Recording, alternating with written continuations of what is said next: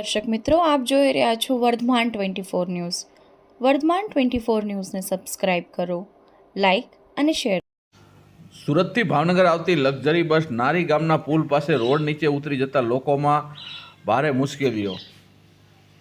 Bhavnagar Ahmedabad highway road ઉપર એક private luxury સુરતથી ભાવનગર આવતી હતી. નારી ગામના પુલ પાસે રોડ ઉપરથી નીચે ઉતરી ગઈ હતી.